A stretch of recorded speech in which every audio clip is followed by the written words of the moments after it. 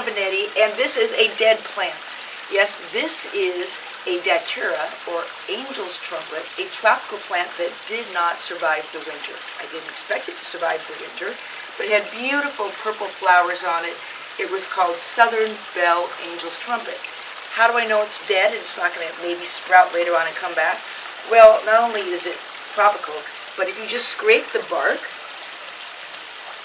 down low on a plant, if there's no green showing, that's a pretty good sign that it's dead. The other thing, look at the branches are so brittle. They just break right off. They're all brown inside. I know this plant's dead. But what am I going to do? I'm going to save and reuse the potting soil. Because today I'm going to talk to you about 2 tips for saving money in the garden. The first is making our own potting soil, and the second is making new plants from old.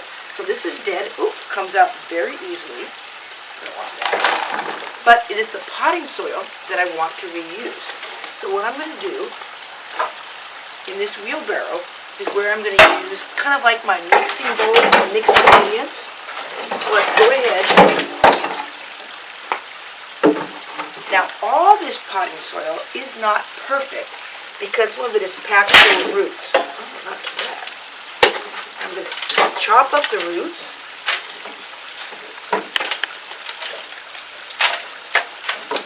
But it's a little bit compacted, so just to lighten it up, I'm going to add some fresh potting soil to this potting soil that I'm reusing. Okay. There we go. Now that looks great. And this is potting soil. Oh, I got a chunk of something. Take that out. This is potting soil that I'm going to reuse in this very large container here, and it is going to be planted with this phormium.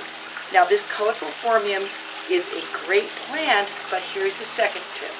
Not only do we make our own potting soil by reusing some old potting soil, but many plants like this phormium, you can make new plants from old.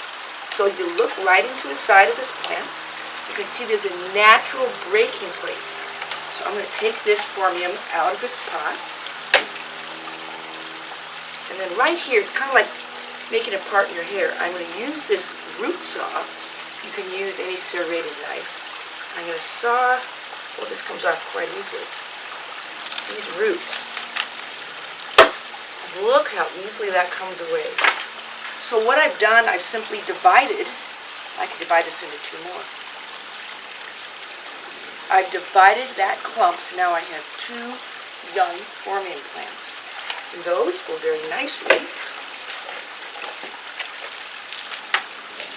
Take this and set it. The roots are kind of fragile at first. Set it in the pot. Add my new potting soil on top of those roots. I like to give it a good tamp to settle the soil. And I'll keep that out of the sun and keep it moist. And I'll have a good root system in just another couple of weeks. Now, here is the mother plant. I'm going to carefully move it over here to this container. And this needs a lot of soil around it to keep it upright. And that's why I've got this other baby plant here. Pop him up.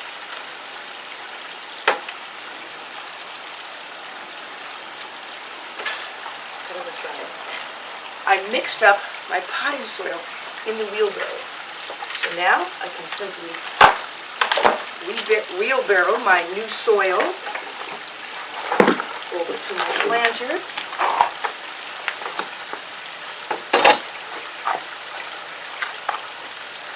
And use this soil to stabilize my phormium that is needed.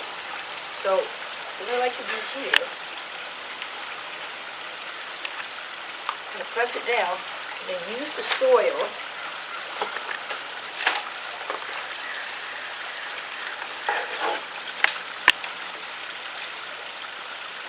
making sure the plant is in the center of the pot. This is your only chance you have to center it.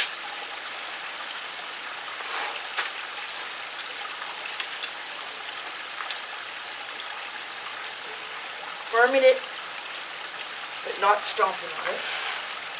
And then around the sides, I'm going to firm this soil, forming almost like a little reservoir or water holding series around the edges. So there we have it. We made a new plant from one plant, got two new plants, and even though a plant died over the winter, I reused the potting soil, mixed with some fresh potting soil, to fill this whole thing up with great soil. It's been Mary Ann Benetti with Easy Answers for Great Gardens.